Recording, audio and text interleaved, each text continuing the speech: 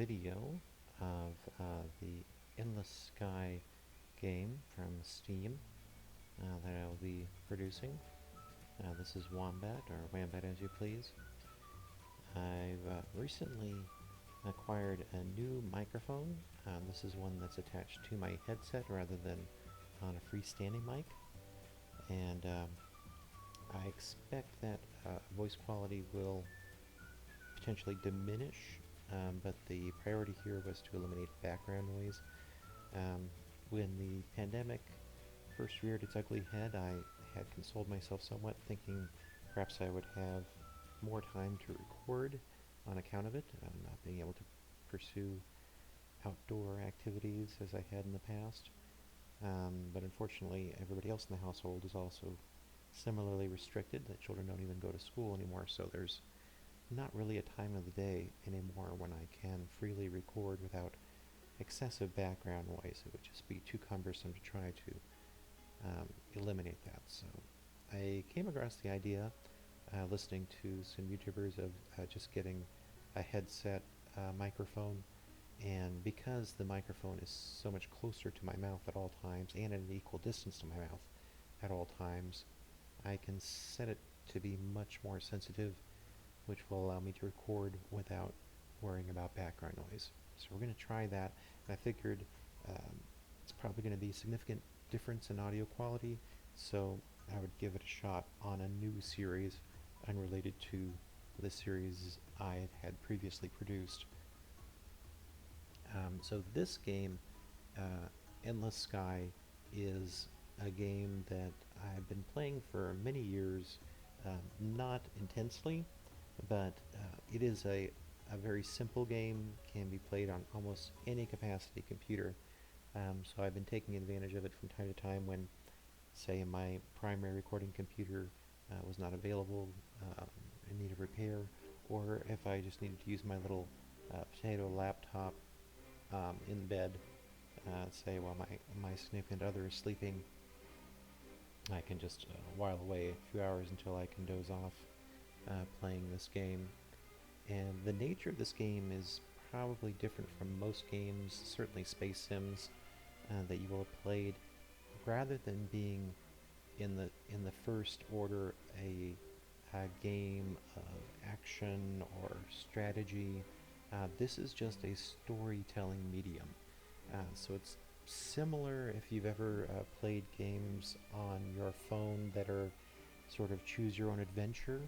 This is a more sandbox format for a choose your own adventure that utilizes a galaxy of stars and planets that you can visit to progress storylines. And there is a primary storyline that this game is has as a base that was produced by the original programmers.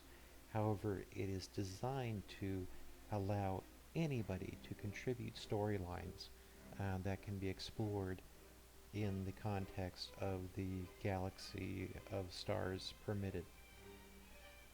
Um, so it's if you ever wanted to contribute to a game online but don't have modding abilities or the time to learn to acquire them, um, this is one of the games that you can really contribute to with only a storytelling ability, the ability to sit down and write a story, um, and if you can do that, then you can contribute that, and somebody will be able to integrate it into this game.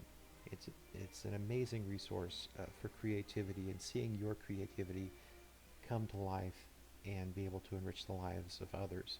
So I recommend this game strongly. The game's title again is Endless Sky.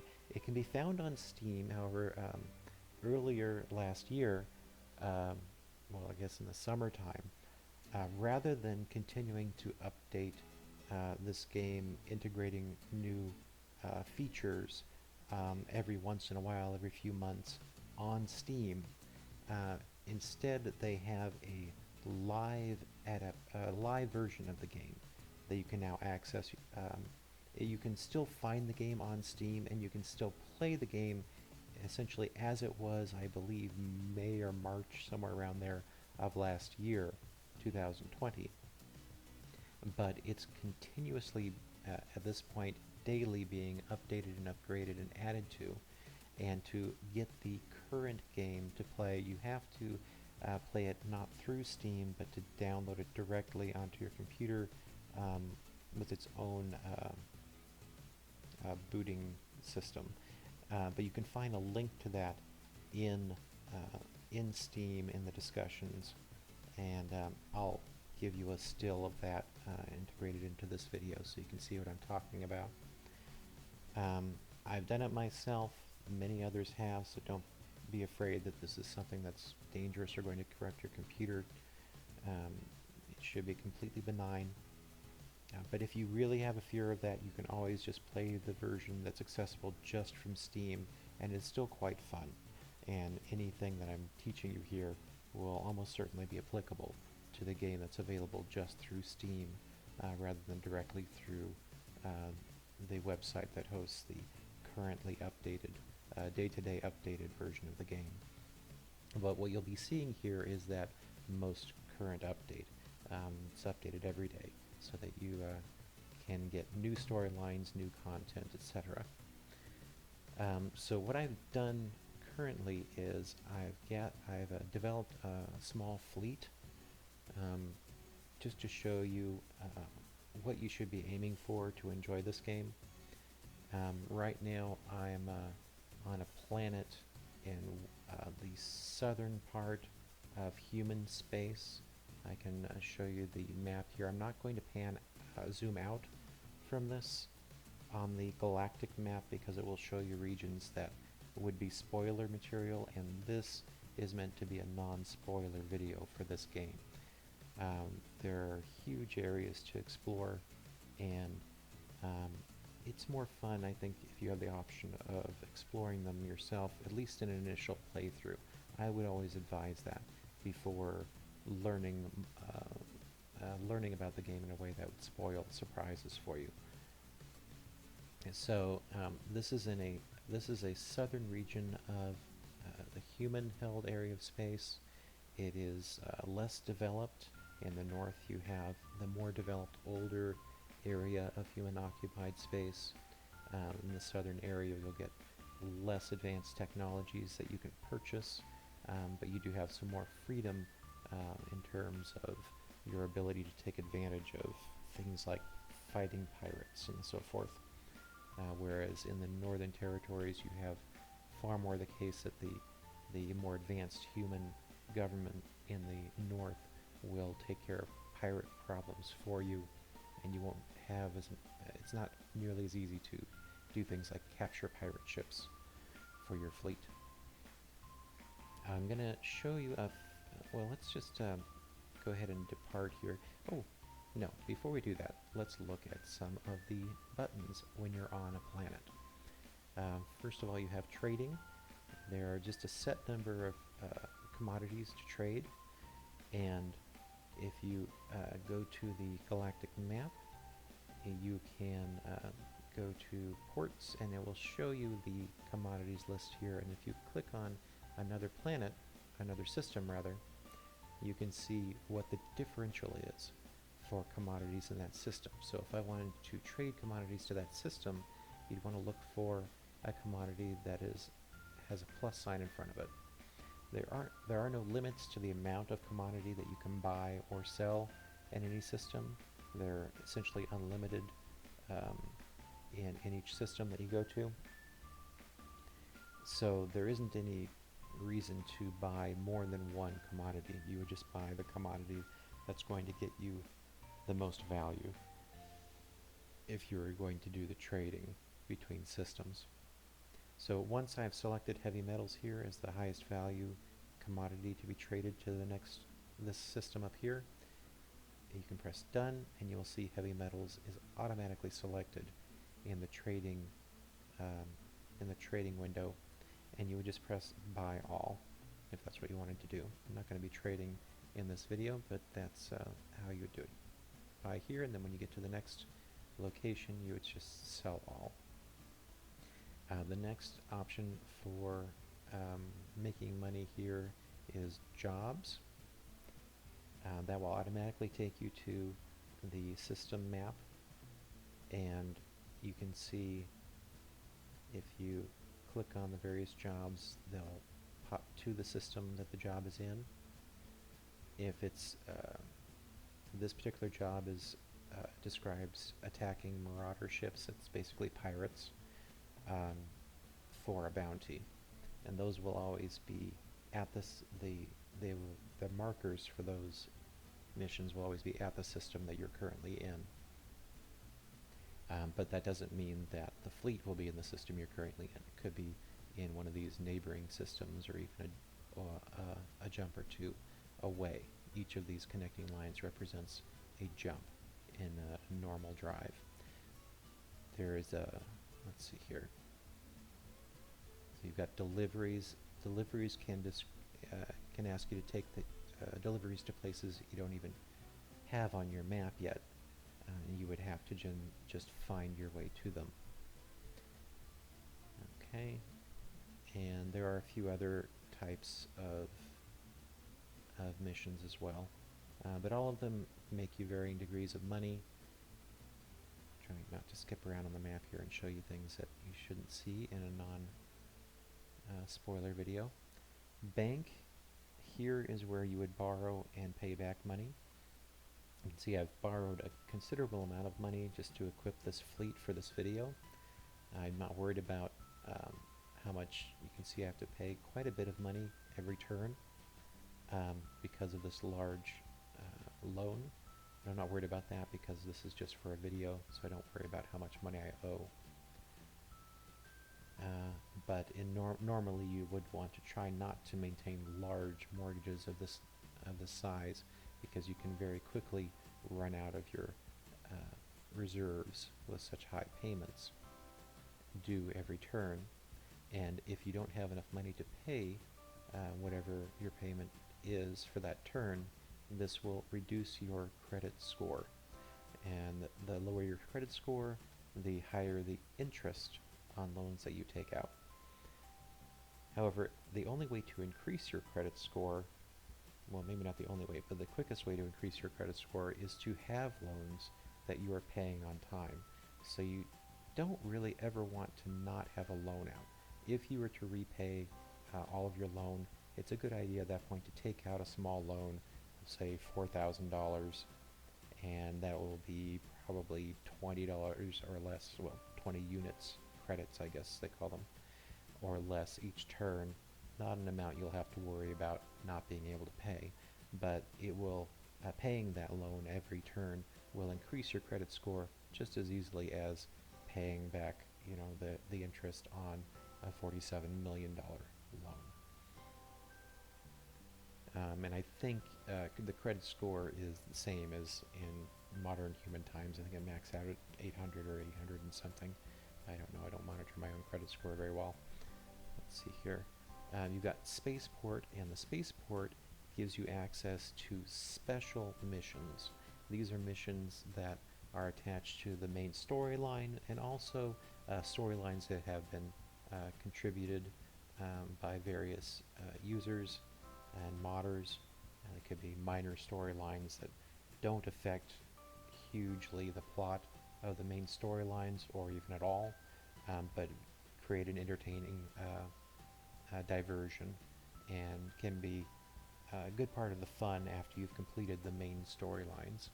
And then of course during the storylines if you wish to have some diversion. I'm going to ignore this particular storyline because we're not going to be doing that. This is just an example. And you've got, I chose this particular system because it has a shipyard, so we can look at the shipyard. And these are some of the more basic ships that you might have access to in the game, because we're in a southern human system, so they have very basic ships that you could have access to. And here you could buy a ship.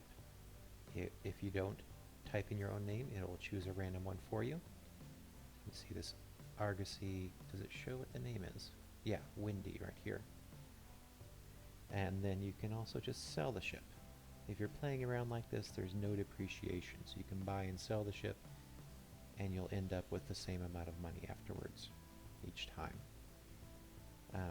But there is depreciation in the game, so if I were to purchase the ship and then exit the planet and then land again, then that will represent at least 1 day passing, and there will be some percentage depreciation on the ship. If I then sold it back, I will have lost money on that. Okay, and we can leave there. And then there's the outfitter. This is where you buy parts for your ship. So you can add weapons to your ships. You can add systems that usually help you have greater defenses or manage your ship's attributes, the important attributes being energy, heat, shields. Let's see here. Your power systems, the batteries store power, the reactors generate power, and your thrusting systems. All of these are human systems. I've made sure all of my ships in this fleet have human systems so that you aren't seeing any spoilers. Up here you can see these ships, these 3 ships that I've selected. They are not regular ships. They are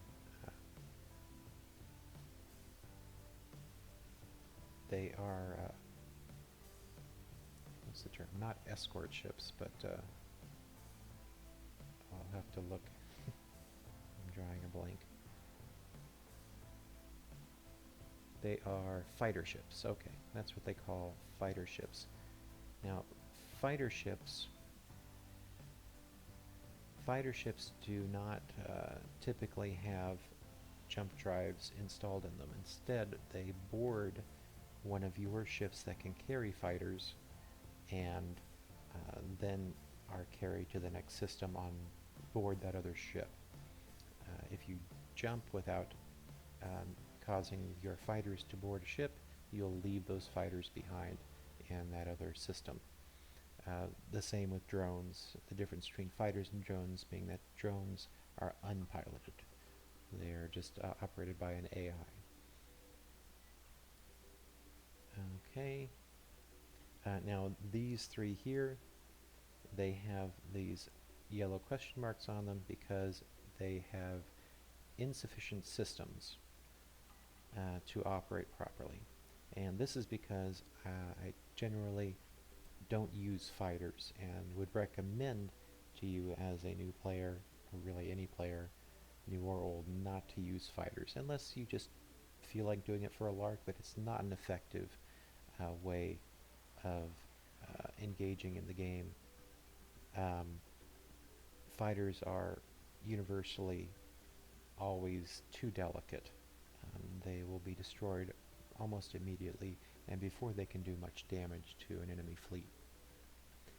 So the primary purpose job we have for fighters is, rather than to aid in combating the enemy, we use them for storage, cargo space. So while these fighters have no native cargo space, I have equipped each one with cargo expansions. These cargo expansions reduce the outfitting space, which is here, but increase cargo space. And that means that for each of these fighters that I have that are on my mothership, you can see it has 3 fighter bays, and here's 3 fighters. They each increase the total cargo space for my fleet by 45, which is better than nothing. So at the very beginning of the game, these are the fighters you will have access to. There are military fighters that you cannot purchase because you wouldn't have a license for them. You could capture them, but this would create problems with you and the human empire. They don't like their equipment being captured, and they might attack you if you were to try and capture their equipment. So I just recommend at the beginning of the storyline to just get these simple fighters.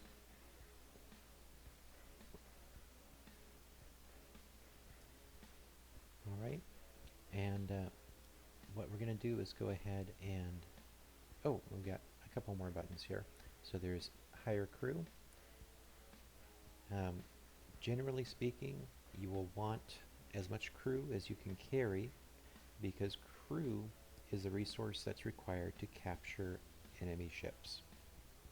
If you don't have enough crew to capture enemy ships, well, then that's a major part of the money-making aspect of this game that you're missing out on. It's by far the easiest way and the most effective way to make money quickly. If you capture an enemy ship which brings your crew and it causes your crew to fall below the minimum required for your ship to operate, then the operations on your ship will be sporadic. You'll tend not to move effectively or turn effectively. So we're going to depart so you can see my fleet. And you can see the central ship I have, my mothership, which I'm rotating, is called a Bactrian, which is named after camels, I believe. My fleet has gone off to fight pirates that are in this system, but if I press the key to gather my fleet around me, then they will stay close to me. They will still fire at enemy ships, but they'll stay close to me, and that is generally a good thing for your fleet to do, because they will do this flight pattern where they circle around the mothership, which means enemy ships firing at them will have only a brief window to inflict damage on any particular ship. And while a ship is not being sustaining damage, it will be recovering its shield. So that is typically an effective way to manage having a fleet. This central ship, my mothership, the Bactrian, is the ship that you will want as your main mothership in this game. It has the best all-around attributes for a ship that you can actually acquire for what you want a mothership to do. There are definitely ships that have better armor, better shields, that will be faster, that will have better armament. But as you can see, I'm not needing to use armament from my mothership because my fleet is firing at things for me. I'm not really having to have a lot of shield or armor because my fleet is absorbing incoming fire for me. And if you need more firepower, the best answer to that is increasing the size of your fleet.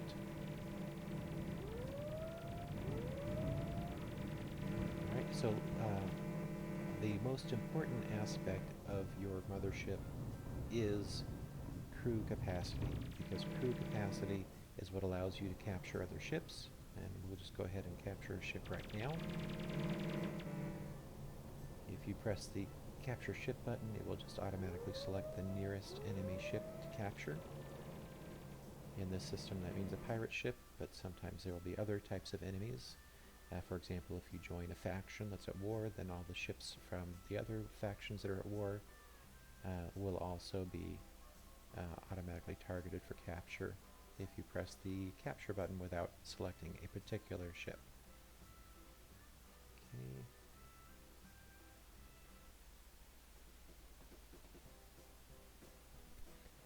So as you can see, I've boarded this ship. I am at liberty to take whatever I like from their equipment, weapons, propulsion systems, fuel, or energy systems. I can just rip those off of the enemy ship and put them into my storage, provided I have free cargo space, which the Bactrian has a great deal of. And I can also attempt to capture it. They'll show you the odds here of capturing or defending. The most important odds are the capture odds, because typically if something is trying to attack you and you're defending, well, it's probably already too late for you. Um,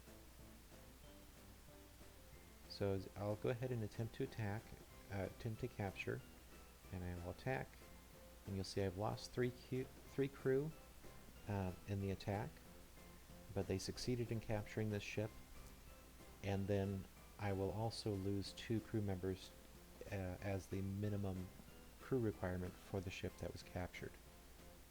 Now that I've captured the ship, it is at about 50% hull. I believe that is when such small ships get disabled. Larger ships get disabled at, I believe, 30% or 20% possibly. And as you can see, it just got attacked because it had a low amount of shields. It's just a very basic ship, and so it very easily got disabled right after capture. And that is something that's important to understand about capturing ships. When you capture them, they are typically in a very vulnerable state. So capturing a ship that is near to other enemy ships, is typically just a waste. They will almost immediately get either disabled or destroyed. Okay, so I just wanted to demonstrate that. So let's go over controls. Now these are how I have my controls set up. I am a right-handed individual, so you can see I've used the WASD configuration for movement, and I've tried to organize all of the other important buttons around WASD so that I don't have to move my hand very far or my fingers very far to get to any commands that I want to utilize. This is very different from the standard default key configuration. So it's not a bad idea to take a look at this if you're right-handed and organize your keys roughly in this way. It will feel a lot easier to use. As you can see, deploy recall fighters I have way over on my keypad where I'm never going to touch it, and that is simply because I don't use fighters in combat. If I have fighters at all, they're going to be carrying supplies or cargo from one place to another, and I don't want to release them into space because they'll just be destroyed along with the cargo they had in them, or I'll forget and leave them in a system. So it has to be assigned a key. I just assign it a key that I'm not going to touch by accident.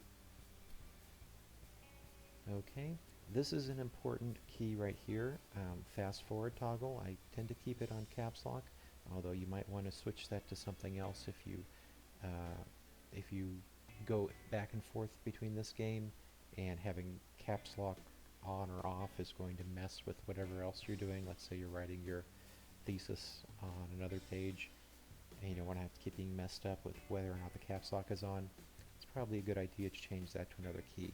It's typically not a problem for me, so I don't mind a caps lock being on because, for one thing, it gives me a visual light indicator on my keyboard showing me that I've got the game set to fast forward or not. Having it in fast forward is useful on a lot of occasions, especially if you're waiting, for example, for a particular kind of ship to show up to capture. I can show you my ships.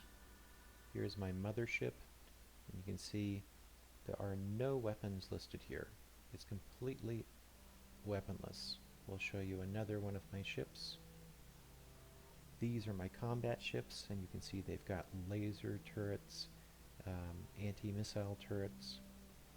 These are what are doing damage to my enemy, and that is simply because they do it better. Your AI fleet will always do better at engaging the enemy than you will.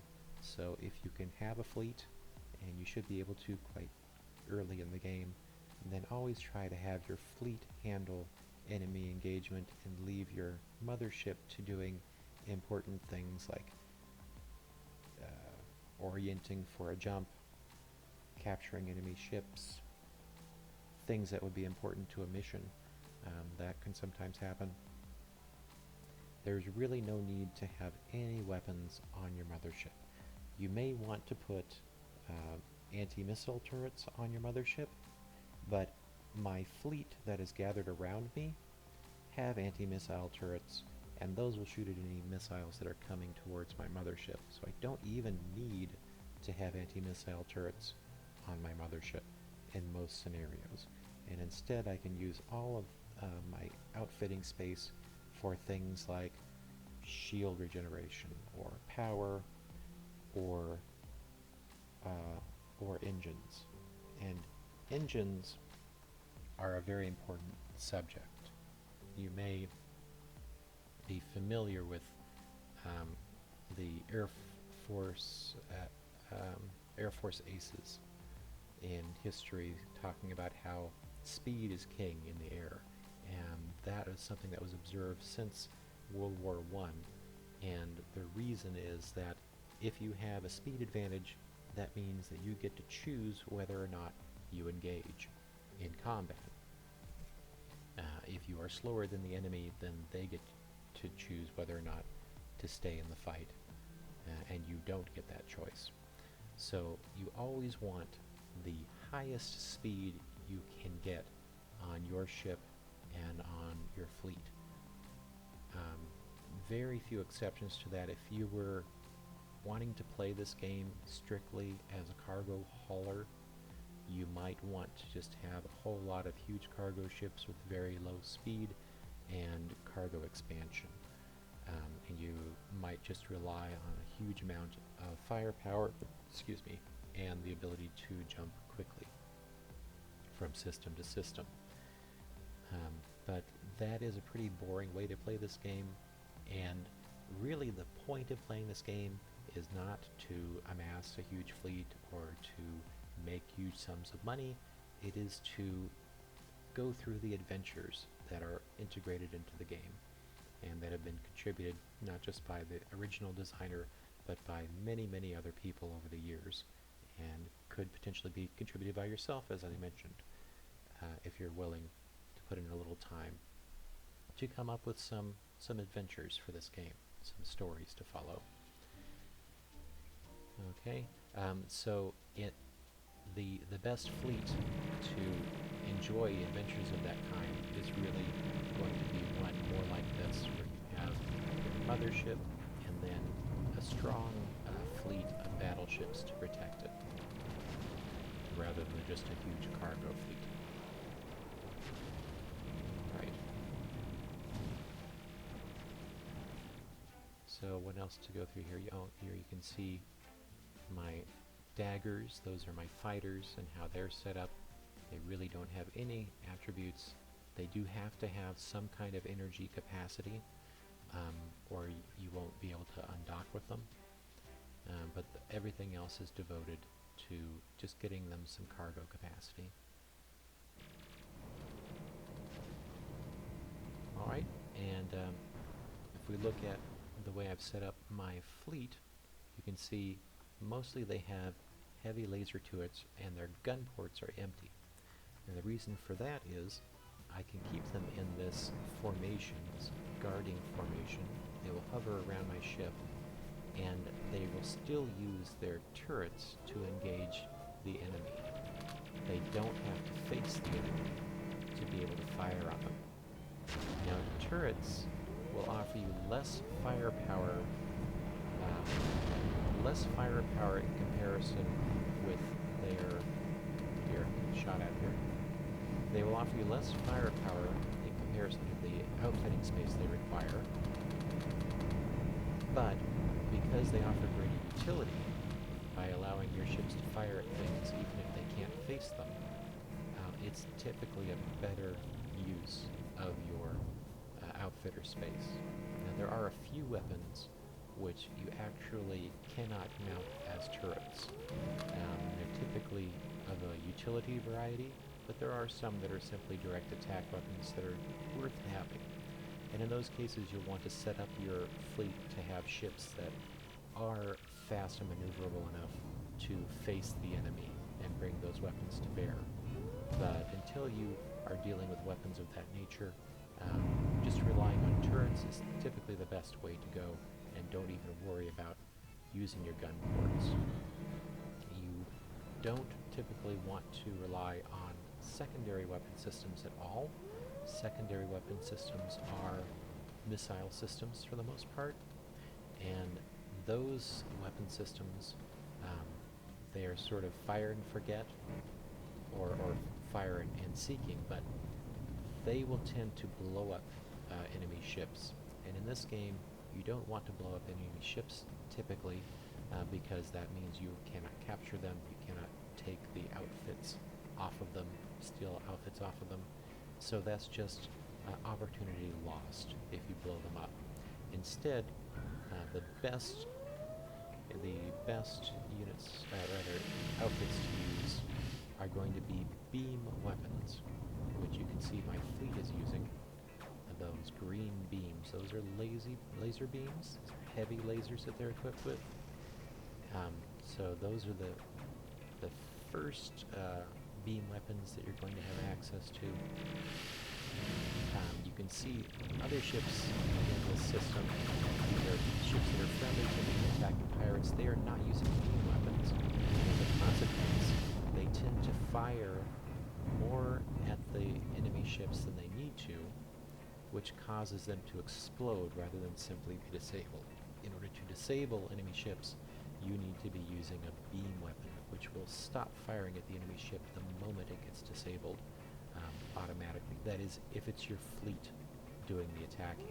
Now, if you're trying to use your own ship to disable enemy vessels, then you have to be very careful. When it won't automatically stop firing, you have to judge that for yourself.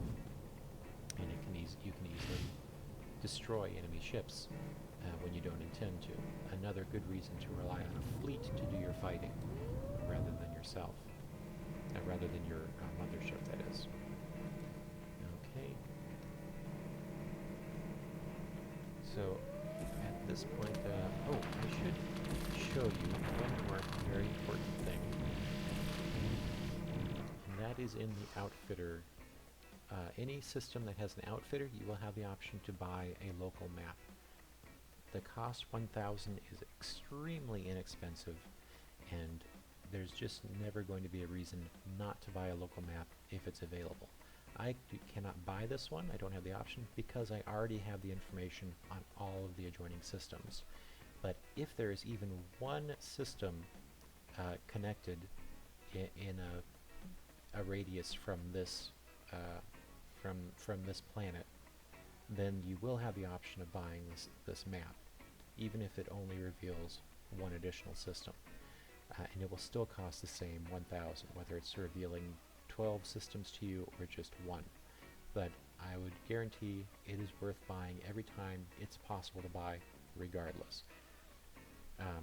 One reason is every time you jump from one system to the next, you are using up a day of in-game time, which means you're accumulating expenses for that day, salary, mortgage payment, or just depreciation on your fleet. And that's almost always going to cost more than 1,000. So even if you just want to get information on the system next door, it's going to save you money to buy the map rather than flying to that system to get information on it.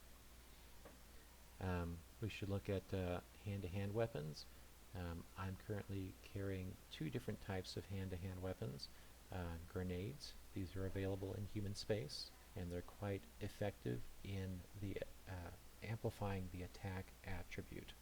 Now, every crew member has basically an attack attribute of 1, and this is that attack attribute will be multiplied by whatever the weapon that you can equip that crew member with.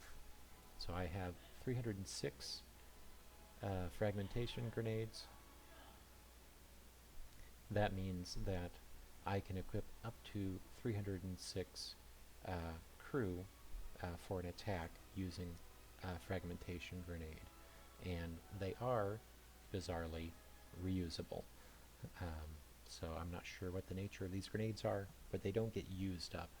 They are a permanent fixture for your crew.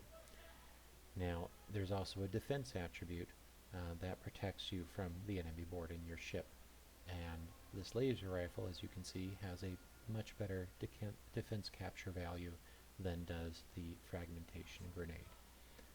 So it can be a good idea to have mixed hand-to-hand weapons on your mothership. So some that are good at defense and some at attack. And you can, if you have, for example, 245 crew, you can have 245 fragmentation grenades and 245 laser rifles, and the crew will use the best attributes from each of those weapons, depending on whether or not it's attacking or being attacked. Okay, for your fleet, there is no need to equip your fleet with hand-to-hand weapons. They're not capable of boarding enemy ships. If an enemy ship were to board them, well, they probably would get destroyed before they'd ever get boarded. So it's just not important to ever equip your fleet with that kind of equipment. Just your mothership. I was mentioning earlier the importance of speed. There are many who are of the opinion that a holistic view of the engine's attributes are important when judging what is the best engines to equip on your ship.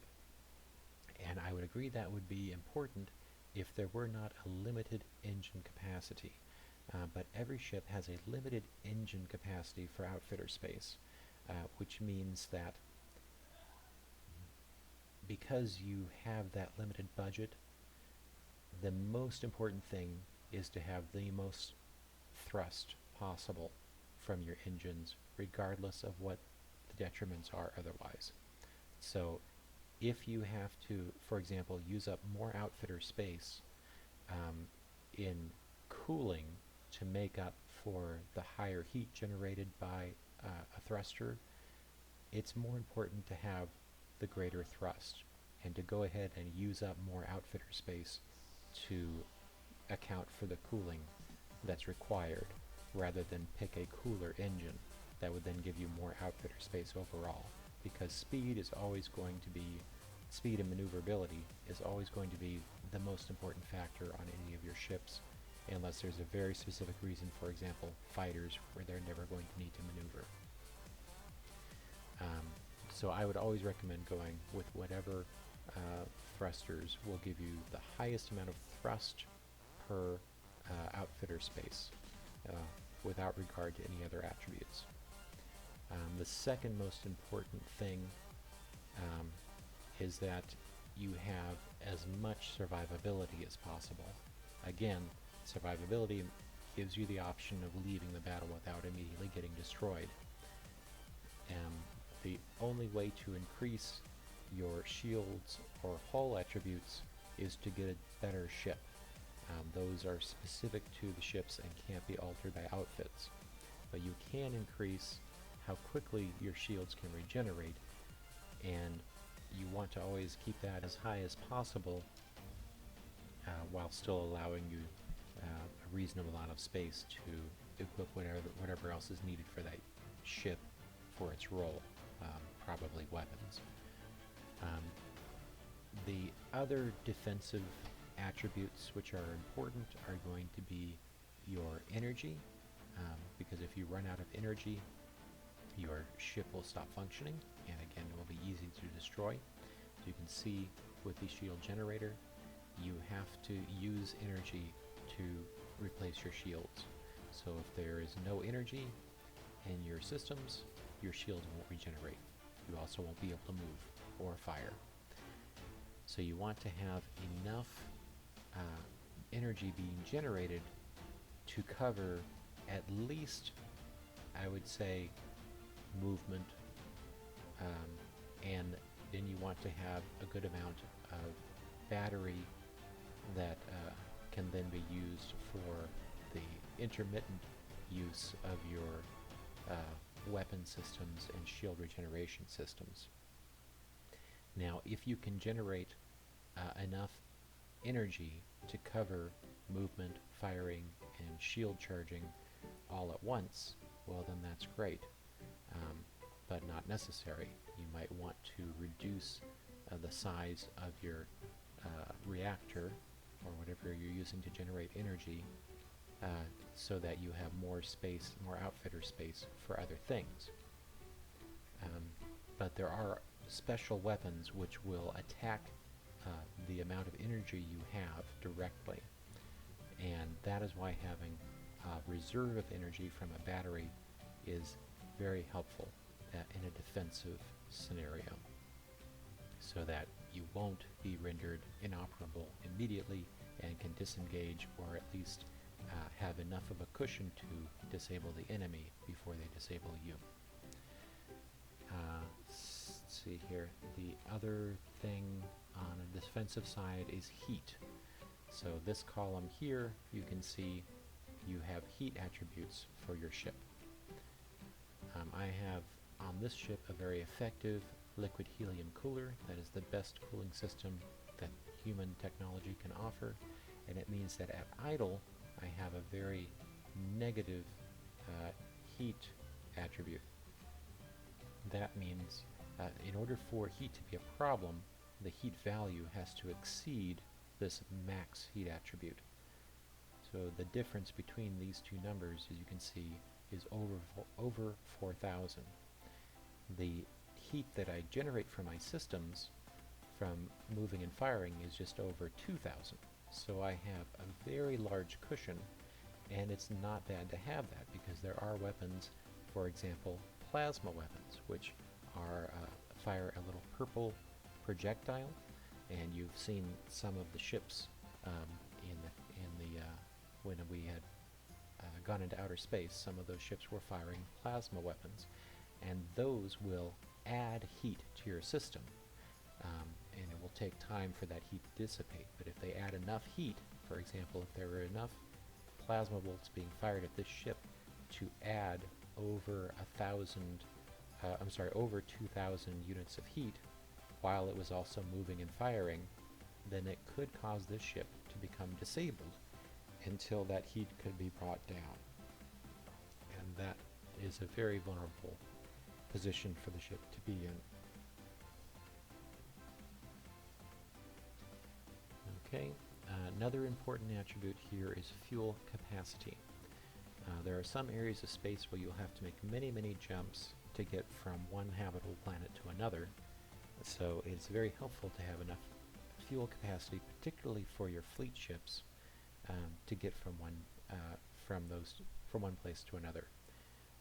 If you don't have that, then you could end up being stuck in space until either you have a friendly ship comes along that you can communicate with to give you fuel, and I'll show you how to do that.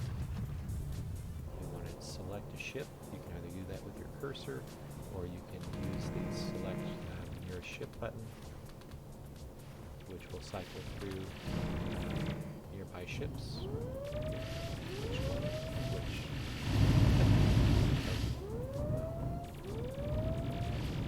One of these buttons is supposed to cycle through ships. Anyway, you can just select one by clicking on it with your cursor and then talk to it, and you can ask it for help. And if you have less fuel than would be needed to jump to the next system, they will more than likely, if they are a friendly ship, come and give you some fuel. Now, if they are not a friendly ship, say they're a pirate ship, and you have no capacity to attack them, you could pay them a bribe, which would turn them into a friendly ship. And then you could ask them to give you some fuel, and they will likely do so, unless they're currently engaged in combat with some other vessels. Then they might say, "Oh, I'm busy right now." You'd have to wait until that combat was concluded.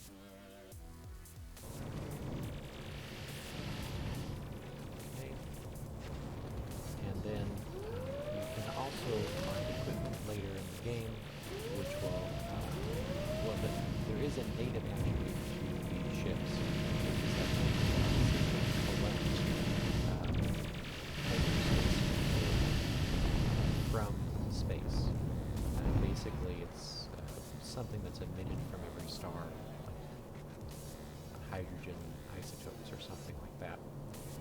And if you are closer to the star, the actual star on this map here, then you will collect that faster. If you're farther away, then you will collect it more slowly. You will always collect it. So, if necessary, you could just leave the game for an hour or what have you, and come back to it and have collected enough fuel in the system. So obviously for gameplay that's not there are outfits that you can find that will speed that process up so that it becomes quite easy to just gather the hyperspace fuel with very little time. Another option for getting hyperspace fuel is if an enemy ship has been disabled and you dock with it, you will essentially steal all of its hyperspace fuel if you have any room for its hyperspace fuel in your ship. Hyperspace fuel, aside from being used up by jumping from system to system, can also be used up. If you saw there was some plasma fire from that ship. Can also be used up by the use of afterburners. Those use up the hyperspace fuel in exchange for giving us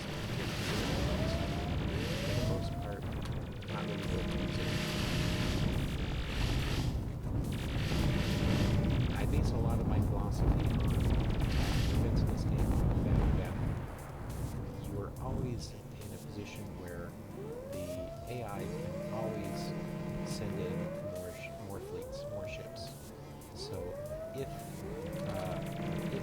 outfit has a limited resource to it, well, that's necessarily an option because it opens to ships.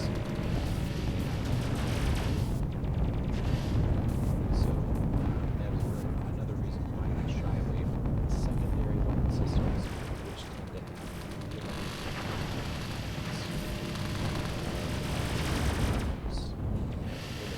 missiles, for example. And once you use those up, you don't have any more to use.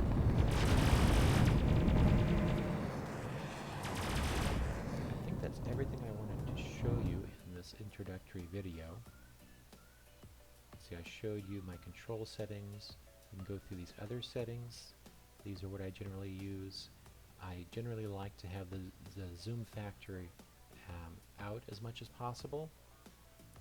Well, not as much as possible, but it's helpful in certain scenarios to have it zoomed out as much as possible. I'll show you what that looks like. Because now you can see a lot more of the map. Of course, you don't see a lot of the neat details on your ships. But for example, if I were zoomed in, which you can do also with the mouse wheel, then I can't see that ship over here, which now I can simply click on. But it's not in my field of view if I'm zoomed in. Another issue is all of these rocks flying around. If an enemy fires a missile and that missile encounters a rock, then the rock will cause that missile to explode, to detonate before it hits you. Which means these rocks are providing you some amount of protection just by existing. However, if you are zoomed in, the game does not calculate the rocks that you're not seeing. So if a missile is fired from a ship that is far away from you,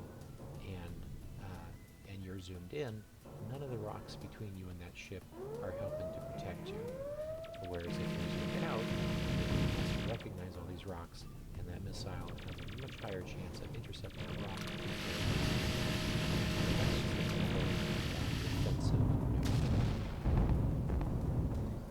So once you've got yourself a nice mothership, which should be a Bactrian, and you've got a defensive fleet, you are in an excellent situation to simply leisurely explore the universe,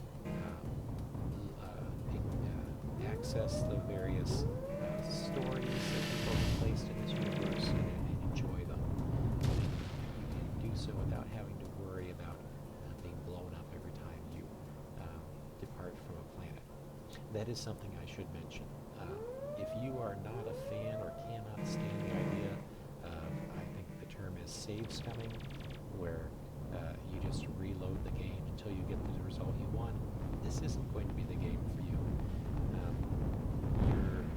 are just too many examples where your ship is going to be too vulnerable, and there isn't really one these things happen. You will be introduced from time to time to circumstances that are beyond your ability, especially early on in the game, and your ship, and therefore yourself, is going to get blown up. So you have to be okay with the fact that in this game you will have to reload and learn if that doesn't, if that's something that grates on you, this is not really you're going to enjoy unless you can get over that. Also, you've seen while I've been out and about here that every once in a while little boxes like this start floating through space, and if you encounter them, boom, then you've picked up something that was dropped by an enemy ship, typically when they're destroyed, but merchant ships will also drop them as a way of distracting pirates so that they can get away without being destroyed. The pirates will sometimes disengage the merchant ship and run about to collect whatever that merchant ship had been trying to deliver while the merchant ship gets away. You can also intercept those if you are close enough. And then over here you can see this ship has been attacking rocks, resulting in rocks that you can collect. Boom! I didn't quite catch that one in time, but if I had, I would have collected some iron, which is a resource that can be sold at any planet.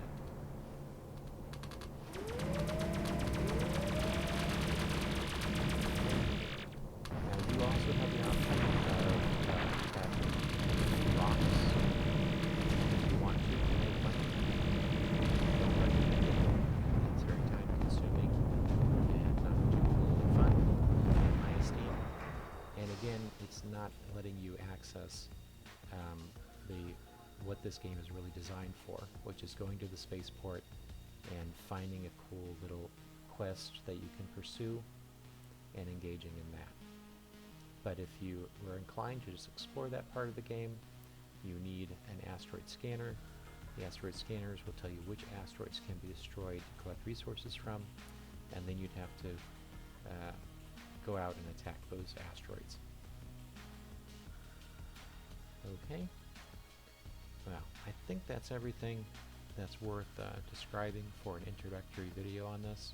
I'm going to make another video that will be a spoiler video, and the spoiler video is going to be about getting your Bactrian. As they say, the most important thing to enjoying this game in a leisurely way is just having particularly your Bactrian, so that you can have a decent mothership that will do everything that you're going to need a mothership to do for any of the game's content, and a good base around which to build your fleet, which will look something like these guys, but probably very quickly even more powerful and effective ships. These right here, these Leviathans, are probably the most powerful ship that you can purchase as a civilian. There are a lot of powerful ships out there, even available just for purchase. So you can get those and put them into your fleet. Alright, we'll call that an end to this recording. I do appreciate you watching, and I hope you got something out of that, and I hope you check out this game. And